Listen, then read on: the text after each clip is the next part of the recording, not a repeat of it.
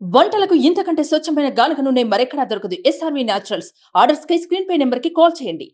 మీ ఏదో మాచర్లో TDP favour ఉన్న గ్రామాల్లో ఏదో అయిపోయింది అపోహ చేస్తూ ఉన్నారు. నిజంగా టీడీపీ ఉన్న గ్రామాల్లోనే అయింది అనుకుంటే ఏదో ఒక కులానికి సంబంధించిన గ్రామాల్లో అయినాయి అని చెప్తా ఉన్నారు. మరి అలా అనుకుంటే మరి రెంటాల, కండ్లగుంట, కేపీపురం ఇవన్నీ కూడా ఈ గ్రామాలన్నింటిలో కూడా ఎదురు తిరిగి గట్టిగా నిలబడింది తెలుగుదేశం క్యాడర్ నుంచి ఉంది. కులం నుంచోవాలి అక్కడ.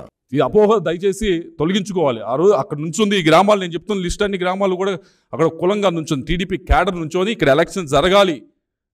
మీరు చూసారు రెంటాల గ్రామంలో ఒక లేడీ అమ్మాయికి ఘాటు పడితే కూడా వచ్చి నుంచొని ఎలక్షన్ బూత్లో కూర్చుంది. మరి దీనికి కులాన్ని ఆపాదించడం లేకపోతే ఇంకోటి చేయడం అనేది చాలా దుర్మార్గమైన విషయం. ఇది పల్నాడులో తప్పకుండా ఈసారి ఎన్నికలు అనేది నేను చేసిందో ఎంపీగానో లేకపోతే అటువే ఎమ్మెల్యేలు చేసిందో ఇది కాదు. ఈసారి పల్నాడులో ఈసారి ఎన్నికలు చేసింది పల్నాడు ప్రజలే చేశారు. పల్నాడు ప్రజల్లో ఉన్న ఆ కసిని ఆ రోజు వారు చూపించడం జరిగింది.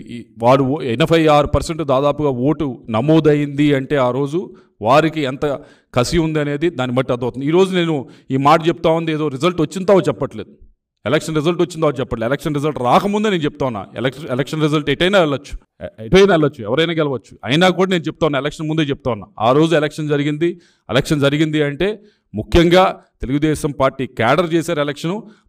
ముఖ్యంగా పల్నాడు ప్రజలు ఆ రోజు చేయటం జరిగింది. సుమన్ టీవీలో మీ పర్సనల్ అండ్ బిజినెస్ ప్రమోషన్స్ కోసం కింది నెంబర్కి కాంటాక్ట్ చేయండి.